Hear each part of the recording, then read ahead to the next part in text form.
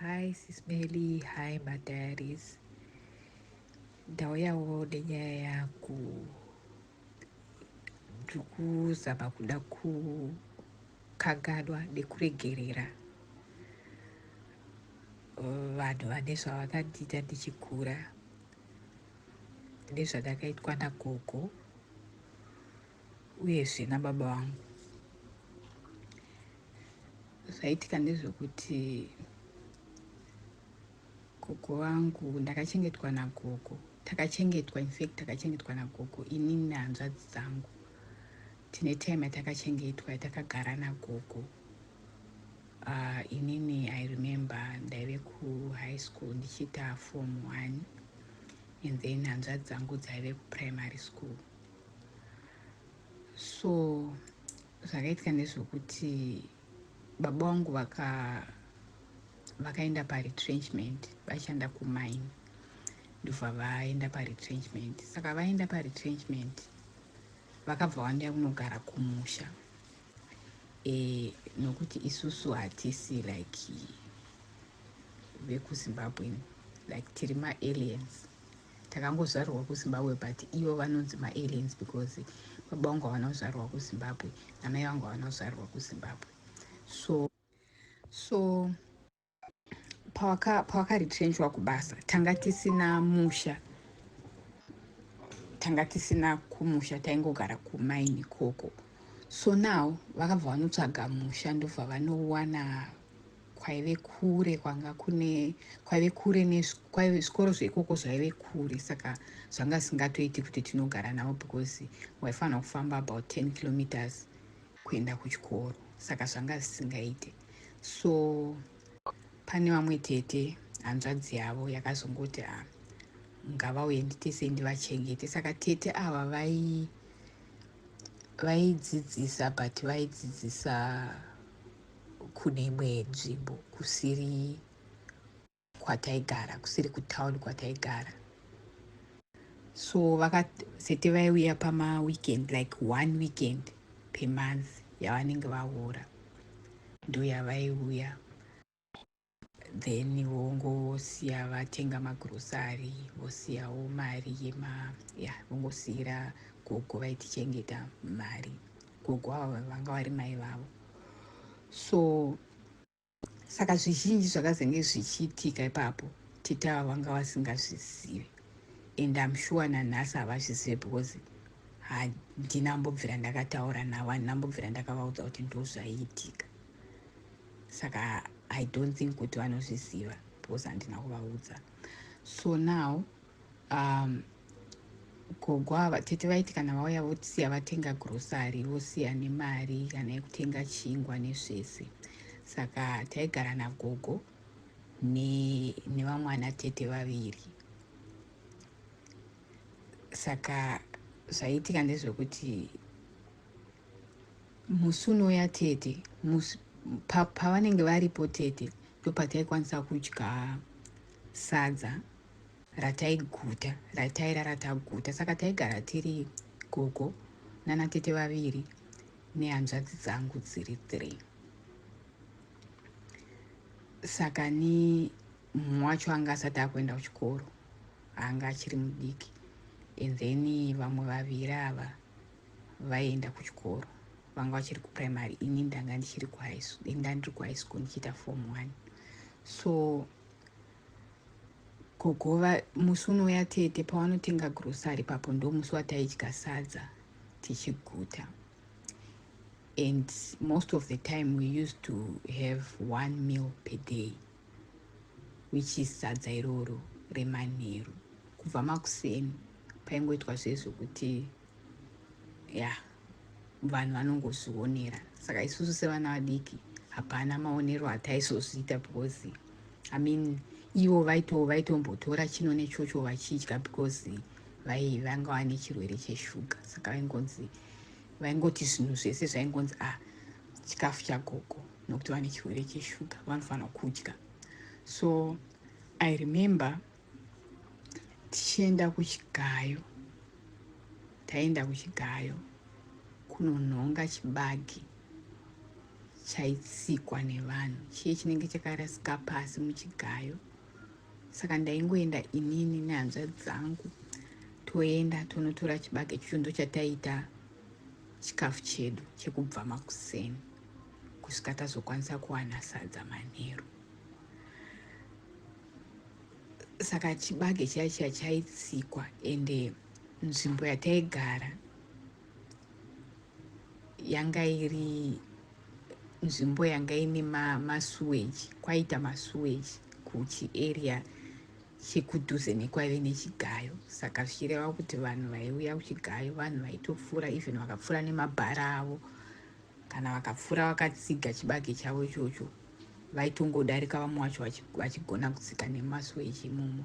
But chandinoziva ipapo ndakangoona kuti Mwari anochengeta vanhu vake, because tainhonga tanga tisingamborwara after tadya chibage ichocho, ndochatainhonga tichienda tichinokanga.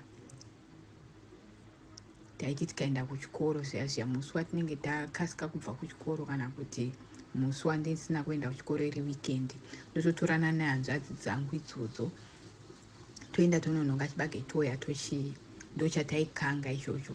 Ndaimuka 5 am nyangwe ndichienda kuchikoro masikati, because kuchikoro kwandaidzidza taita yainzi hot sitting, kuti vamwe vanopindawo makuseni vamwe vopinda masikati.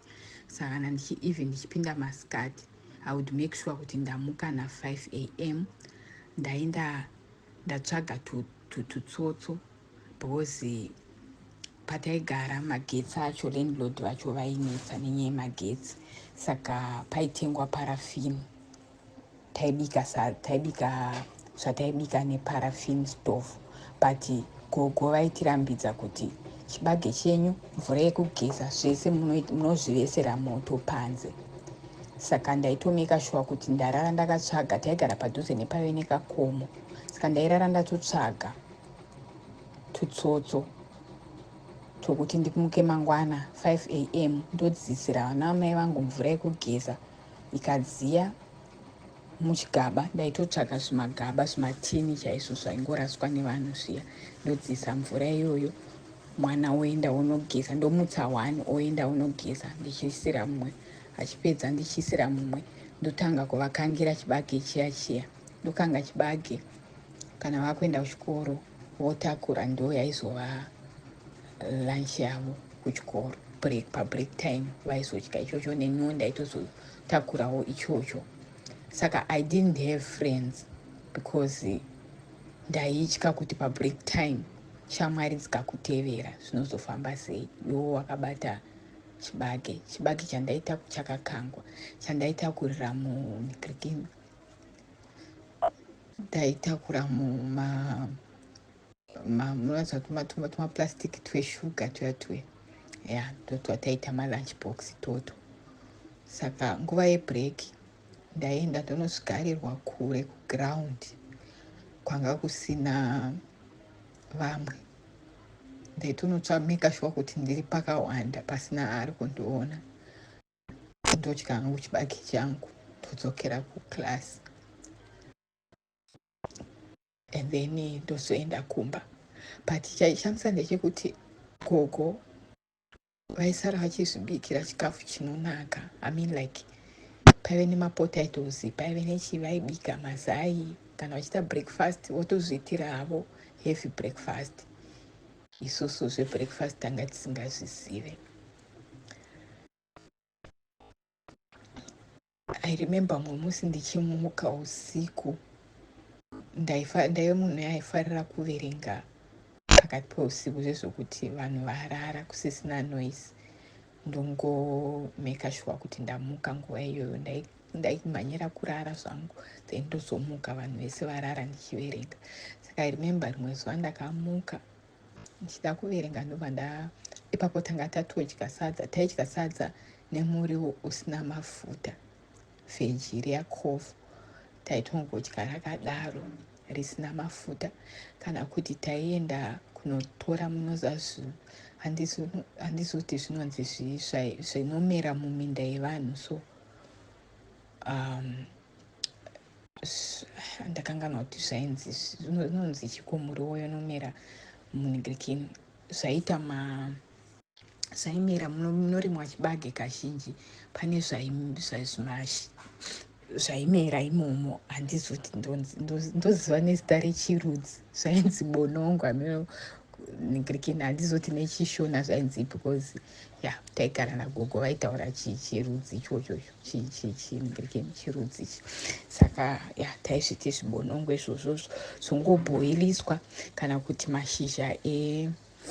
mashizha embambaira ndo atainotemerwa mashizha embambaira iwayo, tobikirwa sadza, ndozvataidya izvozvo. Asi ivo vachidya vachiita kana musipo paipe ndo pavaizvibikira kana nyama chaiyo, vaituma munhu oenda unotenga nyama, votobika sadza ravo nenyama vodya. Isusu chinonzi nyama hataimbochiziva. Musi wataitotiwo tadya sadza nemuriwo une mafuta, tarara takaguta. Musi unenge wauya tete ivavo vakatenga grosari riya, kana varipo, kazhinji vaiti kana vakatenga vaigona kutodzokera kubasa kwavo musi wacho iwoyo, isusu tongosara. Kana kutiwo vakadhisaidha kurarawo musi iwoyo, aiwa manheru acho tainyatsodya miwo, ende taifarirwa, taitoita kunge vanhu vari kufarirwa pamba ipapo. But kana vasipo, aiwa taishungurudzwa. Saka musi wataitoti aiwa tatombodyawo zvine mafuta, musi wacho iwo waiuya tete vavo, tobikirwa nyimo. Ndo waive usavi hwedu hwatinotofarira kuti nhasi tatombodyawo. Taibikirwa nyimo zoiswa mafuta, topakurirwa sadza. Saka sadza taingopakurirwa mundiro 1 nehanzvadzi dzangu. Ivo ana gogo nana tete vamwe ava vaitosvipakurira sadza ravanopakura ivo. Mazuva isaya sadza ravanosipakurira ivo vari 1, kana kuti tete ava vari 1, ana tete ava vari 1 ndo sadza rataipakurirwa. Saizi yesadza rataisirwa mundiro 1 inini nehanzvadzi dzangu dziri 3, zvokuti taitozongoisa mvura pamusoro. Mapedza kudya ipapo, that was 1 meal yataidya iyoyo. Pese apa kubva makuseni panenge pasina chatadya. So pane musi wandakamuka wacho iwoyo, ndikaona vachidya, vakatozviitira machips avo, vakatoita nemazai, vachitodya nevamwe tete, vachitonwa tii nechingwa. Isu chingwa tanga tisingatochizivi, taigona kungochidyawo panouya tete vavo musi 1 iwoyo. So pavakandoona ndamuka ndobva vanditi, saka isusu tairara mune imwe rumu, ini ndaitorara nehanzvadzi dzangu idzodzo. So musi iwoyo ndaida mamwe mabhukusi angu andakanganwa murumu magogo. Saka pandakanopinda murumu ndo pandakasvika vachitodya usiku iwoyo. It was just after midnight. So zvadaro vakabva vandidaidza zvikanzi uya udye. Then inini mupfungwa dzangu ndakangoti ndingadye vana vamai vangu varara nenzara, indowanikwa ndakudya nevanhu ava usiku. So ndakabva ndangovaudza kuti no, ndiri right, ndakaguta. Handina kukwanisa kudya chikafu chavo, handina kukwanisa kuverenga, because ndandatodisturbed mupfungwa. Then I remember ndakangonodzokera ndobva ndanovata. So pakatoitika maincidents akatowanda zvezvokuti panyaya yechikafu, yekuti pane time yekuti munongodzoserwa kuchikoro zvezvokuti panongori nemafunctions or whatever kuchikoro, then vana mongodzoserwa kumba zviya. So I remember the other day ndichisvika futi kumba, hanzvadzi yangu ichitondudza kuti ndadzoka kuchikoro, takasika kudzoka kuchikoro nhasi. Tikatosvika gogo vachidya, vanga vachitodya sadza nenyama na tete. Saka pakaitika maincidents akawanda panyaya yechikafu ichocho. Saka vaidyawo zvainaka, vaimeka sure kuti vadya tisipo. Saka uyu hanzvadzi yangu mumwe wacho uyu mudiki uyu vaizongomupawo pamwe pacho vaimuti enda unotamba kuti asaite sei, kuti asaone kuti vari kudya zvakati, nokuti aizotaura. Aive mwana mudiki ake, but mwana mudiki anosvika achitokudzai kuti tadya chakati, tikadya chakati. Saka kazhinji, nguva zhinji vaimuti ngaaende anotamba. So zvadaro, and then marariro ataiita, isusu tairara pafloor, tanga tisina mablankets, as in a blanket. Tanga tine zvekurukwa, so zviya vane zvavairuka majuzi, like kana majuzi akabvaruka vairudunura majuzi waya voaruka, and then ndo zvataiwaridza izvozvo pasi, tobva tangofuga futi. Vaigona kutiitira zviri zviviri, vanga vakatiitira zviri 2, saka taitongofuga izvozvo. Ini nehanzvadzi dzangu taitongofuga izvozvo, tichitongorara musemu chiblanketi ichocho chavanenge vakatiitira ichocho, takarara pafloor. Iwavo vanana tete vairara pamubhedha. So takararama life yairwadza, but munhu unongori mwana mudiki, saka unenge uchingoti hameno, like, because even kuna mudhara wacho kwaive kure kwekuti itsamba. Nguva iyo kwanga kusina mafoni, saka kwaingove nemalandline kune vaive nawo.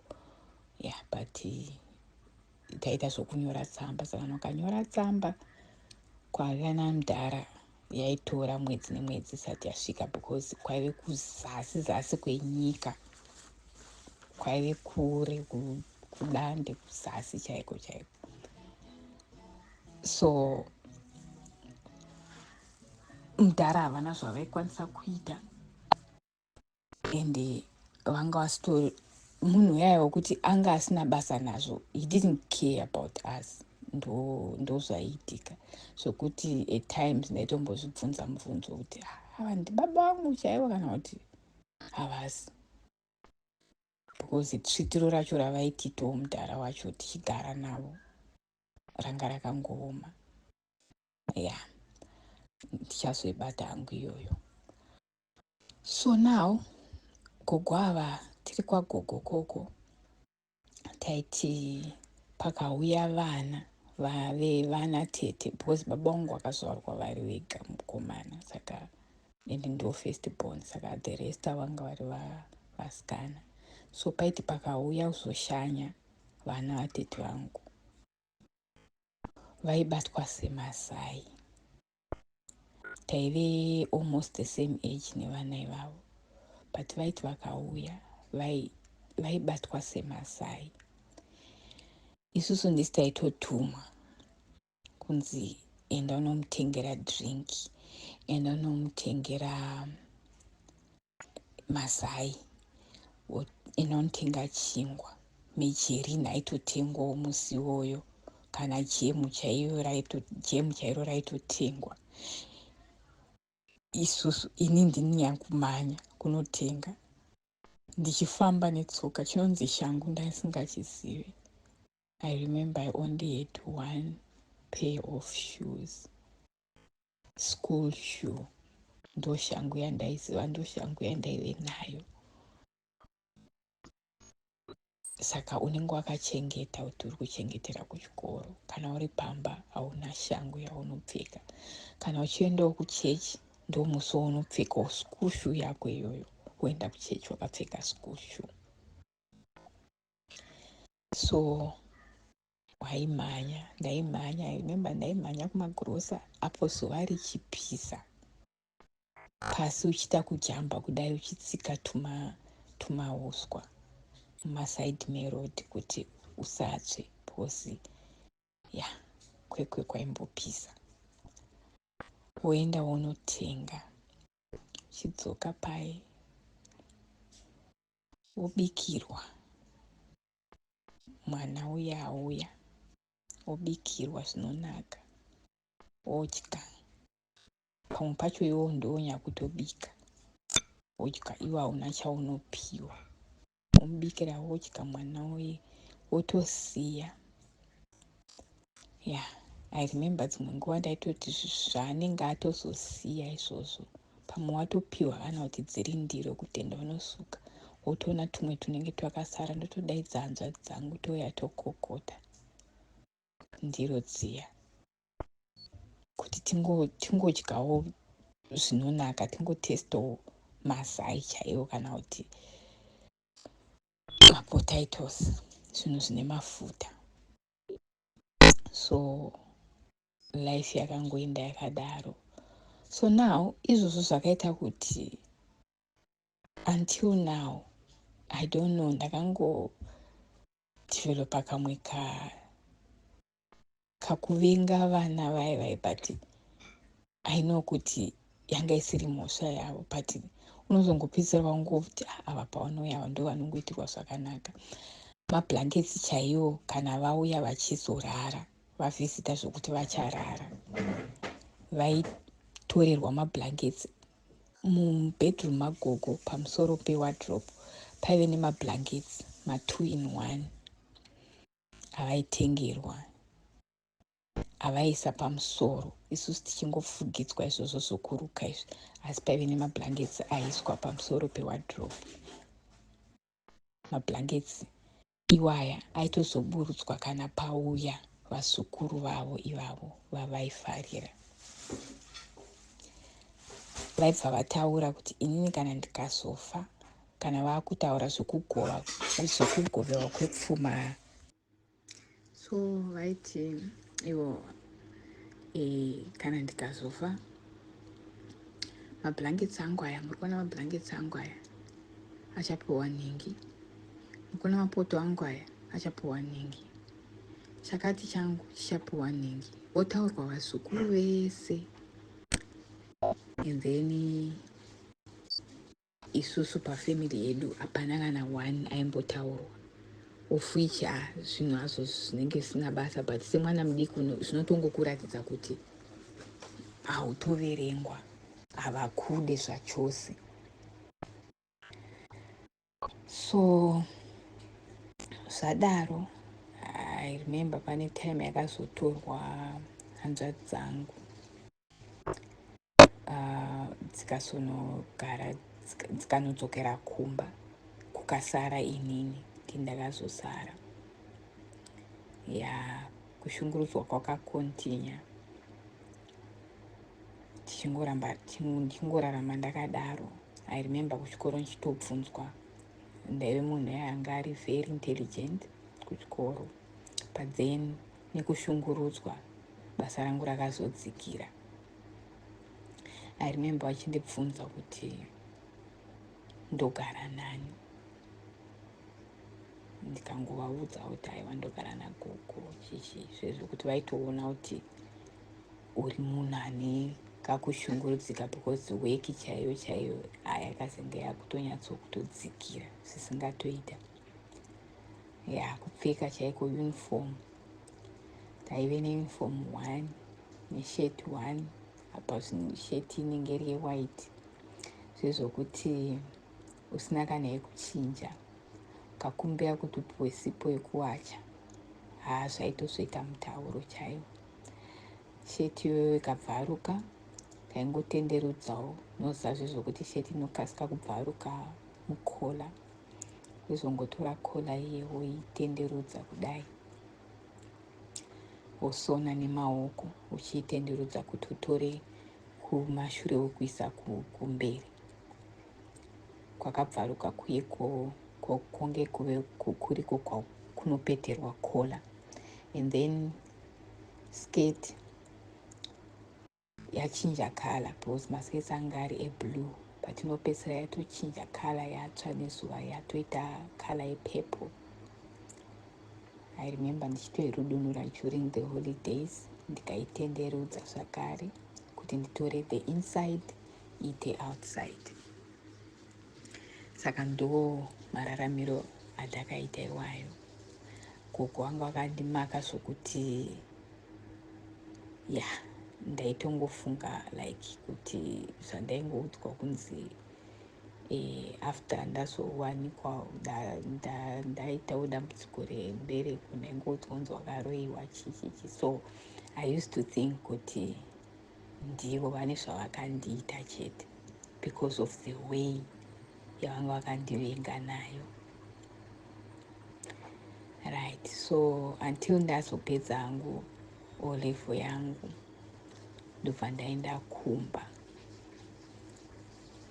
Ndakabva ndaenda Kumba, mudhara wangu anga azowana rimwe basa zvake, ndobva atsobva kumusha kuya ndobva azodzokera, ndobva azouya azogara kutown. Saka mudhara wangu ndiye mumwe munhu like wandisingatokwanisa kana kuti ndiregerere, because vanewo zvakawanda zvavakaita like vaitishungurudza zvezvokuti munhu wekuti kana ukamuudza kuti ndokumbirawo mari yekunotenga peni, vaikudza kuti kwawaona kune munhu apiwa pay ndekupi, kwawandoona ndapiwa pay ndekupi, ipay day nhasi pauri kukumbira peni. Usafunga kuti vachatora mari vakakupa, havatore mari havambokupa. Wototsvagurudza, wototsvaga-tsvagawo kune vamwe peni, kutobereka peni, kumbira kune vamwe. And then ukavakumbira musi wavanenge vapiwa pay, vaikudza kuti haudi kuona musi wandinopiwa pay.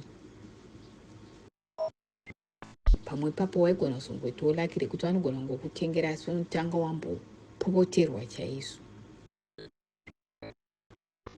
Saka chakaitika chekuti mai vangu vakazenge vazosara kumusha, ndobva taakugara nababa. Saka paiti pakapera kana chekudya pamba, taitodya nekuvaudza because taipopoterwa kunge ticharohwa. Ishuga chaiyo. I remember ndichitotuma hanzvadzi tichitumana kuti aiwa endaiwo unovaudza, aiwa endaiwo post, taitya kupoterwa namudhara. So I remember mumwe musi ivo vaiti kana vachibva kubasa, vaenda kubasa makuseni, vaidzoka kuma4, pavanodzoka ipapo vaida tea. Saka I remember mumwe musi vauya vachida kunwa tea, saka yanga iri shuga yekupedzisira yatanga tavaisira iyoyo. Tangotora bepa reshuga riya kwakungovatsvetera pasaidi patepo pavainwira ipapo kuti vaone kuti shuga yapera, tapedzisa shuga yanga yasara. Saka zvinhu zvanga zvakangooma. Vaiti vakadzidzisa munhu kukuendesa kuchikoro, ukanga unosvika O level, vaitoperera ipapo, havana kumwe kwavachakuendesa. Zvimwe zvinozouya uchazvionera wega. So I remember ndapedza O level yangu, ndakaenda ndikanoshanda kumaPrazi. Ndaenda namai vangu, mai vangu vakazodzoka kubva kumusha. Tainoenda mumaPrazi tichinoshanda, tichitakurwa nemarori kuchinaya. Tainosakura mumaPrazi zvezvokuti munopiwa malines, munoverengerwa malines. Ipapo ndandakuitira kuti ndikwanise kuwana mari yekuchikoro. Ndakazofeila maths kuchikoro, apo ndaive best student kumaths, but nenyaya yekugara nagogo nemashungurudzirwo andaitwa, basa rangu rakazodzika. Saka I remember ndakazoita D kumaths, saka ndaida kunyora zvakare. Baba vangu vakapopota vakati hakuna, handina mari inobuda, wakafeila, handina mari yandinomboburitsa. So ndakazoenda kumaPrazi namai vangu ndichinovabatsira kusakura. Ndikatoitawo angu malines kusvika mari yangu yakwana yekuenda yekubhadhara kunyora maths patsva. Ndobva ndazonyora, ndobva ndazopasa. Saka inini ndakangoti kuti ndiwane mari yekuenda college ndanga ndisina futi, because baba vangu vanga vasiri kuda kuburitsa mari. So ndakangoti inini ndoda kuti hanzvadzi dzangu dzienderere mberi nechikoro, vasaite sezvandakaita inini zvokuti ndasvika O level then ndobva ndakundikana kuendawo kucollege. Ndakazongoitawo munhu akazongozvishandira as time went on, ndichingoita zvimashort courses and everything, ndakungozviendesa kuchikoro. But ipapo ndisati ndatanga kuita zvokuzosvagira inini kuti ndiende kumacolleges ndinoita macourse andaita, mashort courses andaita. I remember ndichinoita maid, ndichangopedza O level ndakanoita maid. Ndanga ndisina shamwari mumaraini, ndaiti ndichifamba kudai kwandakanotsvaga basa ndandiri munhu anga akawonda, ndiri slender zvisingatoiti because of magariro andakaita, ndakatopera muviri. Saka I remember ndichinotsvaga basa, ndakuti kuti kune kuri kudiwa musikana webasa. Ndaenda ipapo vakamboramba kundipa basa, vakati kana uri mwana mudiki hazviiti, uri kuda kuidii mari iyoyo. Saka pandakazoudza kuti ndinoda kuendesa hanzvadzi dzangu kuchikoro, ndopavakandibvumira kushanda. Saka ndaiti ndichishanda ikoko neniwo ndaizvibhadharirawo. Pane kosi yandaitoita ndichiita manheru, ndikabva kubasa ndoenda manheru. Vakatondisoneserawo uniform, mozva mauniform evasikana vanhu vaishanda mudzimba kuZimbabwe, vaipfeka zvimauniform zvepingi nezveblue. I remember ndichisoneserwa, chaive nemabhatani anobva kumusoro kusvika kuzasi zvemamaid zviya. Ndaitopfekwawo ichocho ndisingatombonyara, apa chakatokura chisaizi, ndichitoenda kubasa, ndichitodzoka, uchitopfuura nepamaraini, vana vezera rangu vachitotamba mumaraini pamarodhi, vachitondiona, vachitondiseka. But during that time I didn't care, because ndaizvidza kuti ndoda kuenda kuchikoro, ndanzitorina basa nazo. Ndikashingirirawo, ndikaenda ndikazowana basa pane imwe security company, ndikashanda. Vakangondito receptionist wavo, vachindituma nechiblack horse, chimabhasikoro zviya zvihombezvo, ndichitumwa kutevera maclients avo, ndichinosiya mainvoice ikoko. Ndichitochovha chiblack horse ichi ndichitopfuura nacho mulocation. Shamwari dzangu, vanhu vamaraini, maneighbors, vasikana vanga vakangoenzana neni, vachingondiseka, but ndanga ndisitorina basa nazo. And ndaiti ndikahora mari yandenge ndahora ipapo, ndomeka sure ndatenga zvigrosari zvekumba, ndatengera vana vamai vangu mabooks nemapeni, because taitya baba, taitya kuvaudza. Then pakazoitika incident yekuti basa ramudhara rakazopera futi, vakazoretrenchwa futi kumaini kwavaishandira ikoko. So patime iyoyo ndandazowana nzvimbo kucollege, ndaifanira kuita kosi yandaida zvisingaiti, ndaimunhu aifarira zvokudesigna nekudidi. So ndakawana nzvimbo Mutare Technical College, ndaifanira kuita clothing, textile technology. So baba vangu vanga vachangobva mukupiwa mari yenigrikin kwacho kwavanga varetrenchwa kubasa, vanga vachitori nayo mari iyoyo.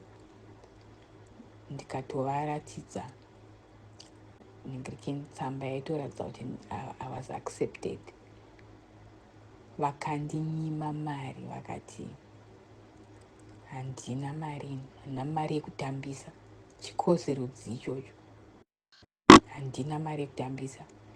Besides that, handei kumusha kunorima. Saka ndobva ndatoramba ndikati inini handitize ndikaenda kumusha kunorima achazotumira vamwe mari yechigayo ndiani, because tese tinenge tangoungana kumusha. zviri nani ndigara hangu kunoku ndotsvaga basa ndozopota ndichikutumirawo mari yechigayo. Vakati hakuna zvakadaro, kana usiri kuda kuenda kumusha, get out of my house. Ini ndiri kusiya ndaisa loja pamba pangu, tono tuchagara pai. Zveshuwa hanzvadzi dzese dzakaenda kumusha, ini ndobva ndasara. Ndakatozonokumbira imwe shamwari because ndanda kupinda kune imwe chechi yandanda kupinda, saka ndakazongoitawo mumwe musikana akandiinvita infact kuchechi yavo, because tanga tichishanda pabuilding imwe chete. Pandaishanda pamasecurity, yaishandira imwe kambani, ndichishandira imwe kambani. Ndo ushamwari hwatakazoita ihwohwo, and anga achitori munhu anga achitori muhombe kwandiri by 10 years musikana iye, but we became friends. Saka ndobva ndamuudza nyaya yangu kuti ndadzingwa nababa, handizi kuti ndichanogarepi.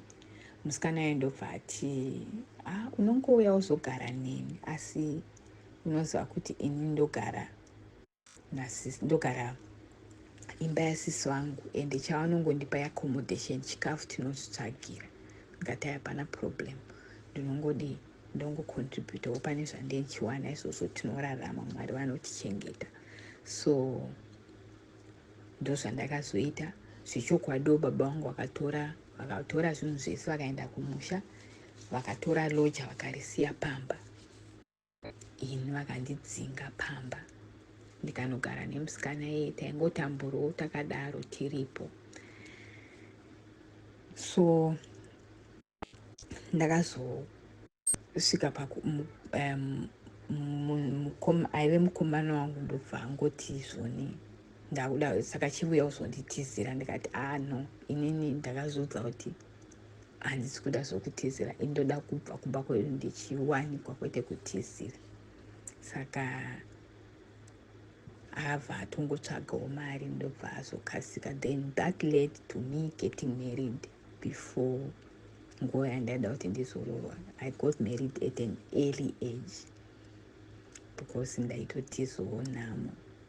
Zvadaro gogo vaya vakazobva kutauni kwavaigara kuya, because tete ava vanga vachinja nzvimbo, vakuchinja nyika, vanga vakubuda munyika, manje vakuenda kumwe kunyika uku kwatanga taakugara.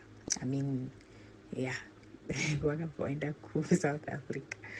So now ndobva gogo vaye vazogara vega kokoko, vakambosiyiwa vega.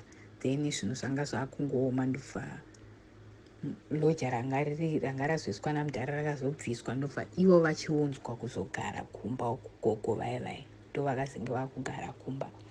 Saka vachigara kumba vaitochengeta vana vevamwe tete, because vamwe tete vakazoshayika. Then vanga kuchengeta vana vatete vaye. Vana vaye vaive vachibatwa semazai, ndo vanga vakugara nagogo kupi. Saka taigara kuarea imwe chete. Manje kwandandawanikwa inini ndokwaigara, kwanga kwakugara gogo, kwanchingori kudhuze nekumba ikoko.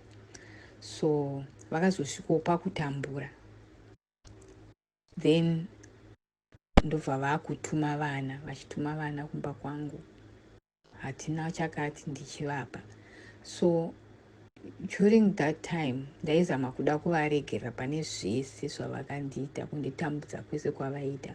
So I would make sure kuti ndavaitira zvese. Vakati vari kuda chakati, vashotirwa nechakati, pamwe pacho ndichitotenga grocery zvisingatozikanwa nemurume pamba, ndichitraya kuda kuti ndivakanganwire. But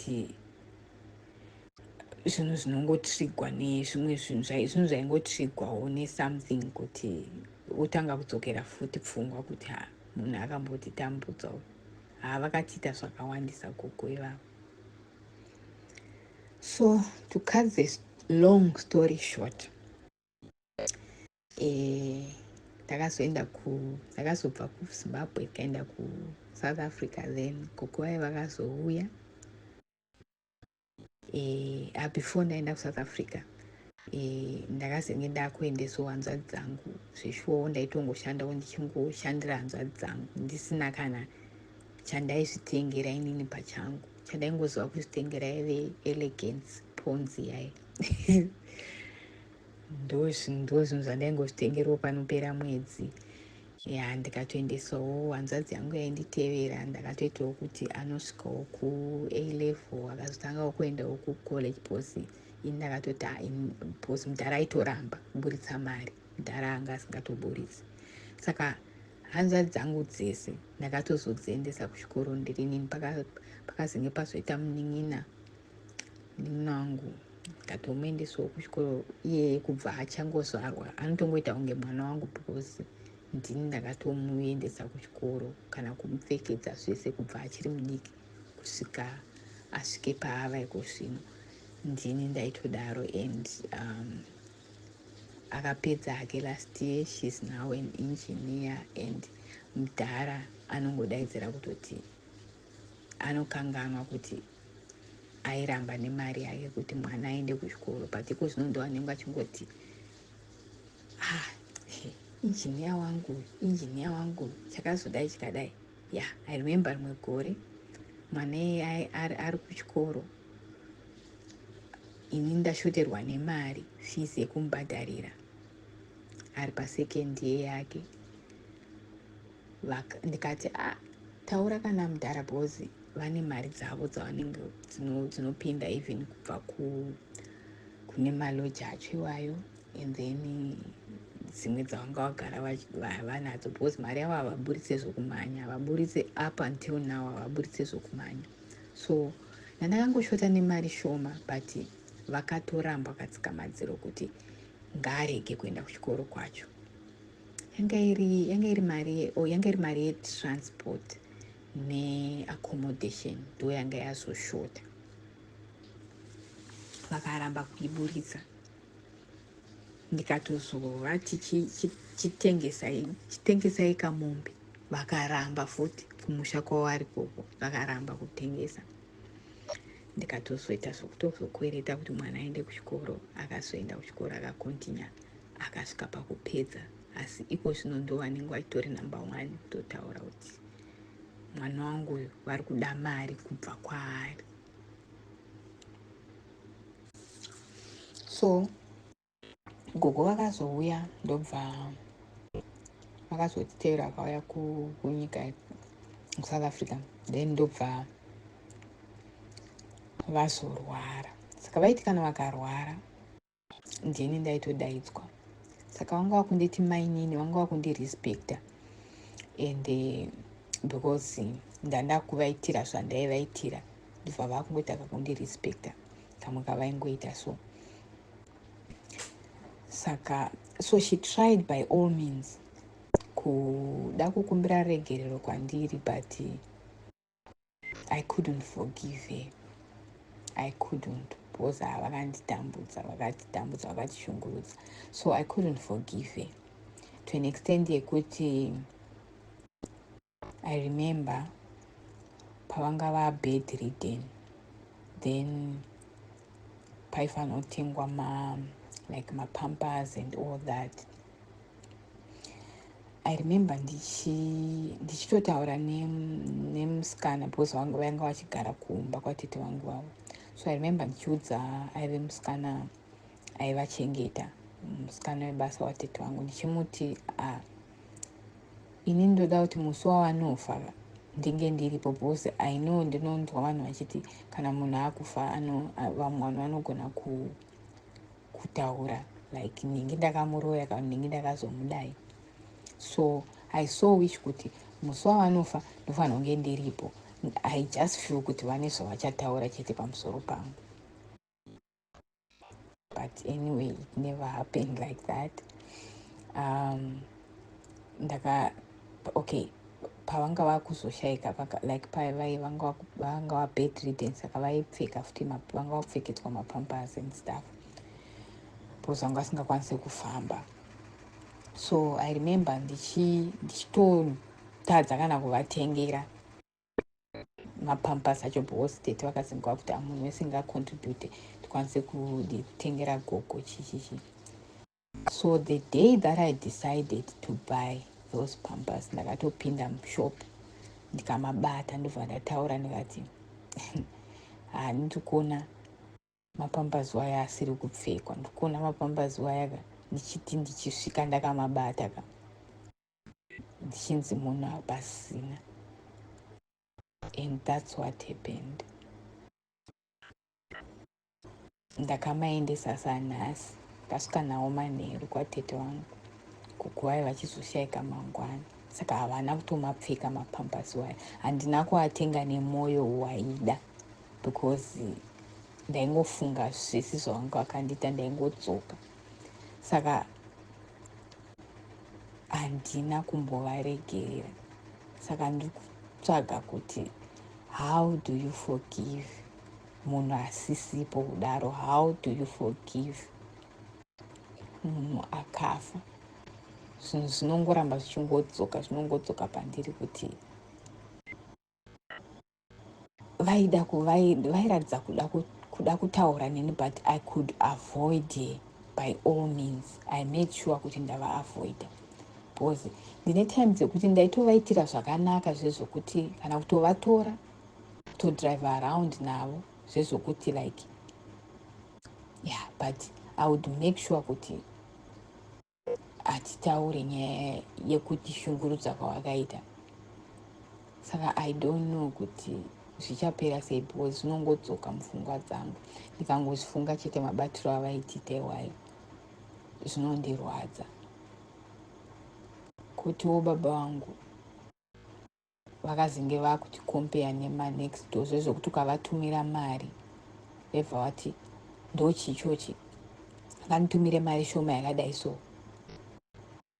Vana vekwanhingi vachitikombeya nemanebhas, vana vekwanhingi vazodai vakaitira baba vavo zvakadai, of which ivo baba vekwanhingi vavo panext door ivavo vaisacrifice. I would sacrifice even to sell mombe dzavo. Vaive nemombe dzavo kumusha kwavo vaidzitengesa vachimeka sure kuti vana vavo vaenda kuchikoro. So vana vavo vakazoita mabasa apamusoro, ende vazhinji they were overseas, but ivo vakaramba, vakandinyima mari yekuti ndienderere mberi nechikoro. Vaine mari mumaoko, but he refused. Asi apa vanga vakutikompeya nevana ivavo. Saka zvinhu zvinongondirwadza kuti nanhasi zvinongondirwadza, ndichingofunga kuti ndaingofunga kuti maybe havasi baba vangu kana kuti chii, but ndibaba vangu. Saka kuvaregerera chaiko ka handina kuvaregerera. Saka ndine vanhu vaviri vavandisingazivi kuti ndovaregerera sei. Okay, gogo vangu havasisipo, but hanzi chinokanganwa idemo, asi muti wakatemwa haukanganwa. Saka zvinhu zvinongoramba zvichingodzoka mandiri, zvinongoramba zvichingodzoka. And dambudziko randakazoita ndiro rekuti vana vaidiwa, vana vaibatwa semazai. Handina like I don't know, ndinongori nekamwe hatred kamwe kandingori nako. I try not to, but ndinombobatikana nazvo. Saka handizivi. Ende vana ivavo maizva zvinoita muupenyu havana zvizhinji zvavakavaitira zvinodarika zvandakazovaitirawo inini. Saka that's why vaitry kuda kukumbira regerero, but handina kukwanisa kuvapa that chance until she died. So I don't know kuti how do I go about forgiving her. Kuna baba vangu handizivi, ndinomboita pfungwa dzekuti ndofanira kugara navo pasi ndovataurira zvese zviri pamwoyo pangu ndodurura. Handizivi, since vachiri mupenyu, maybe I should do that, then I'll forget. Ndo nyaya yangu. Zvimwe zvizhinji ndanga ndichita hangu ndichijamba, because handingatopedza dhei rese ndichitaura mashungurudzirwo andakaitwa, but zvinhu zvinonditambudza nanhasi. Saka ndinotsvagawo rubatsiro rwekuti how must I go about forgiving these two people.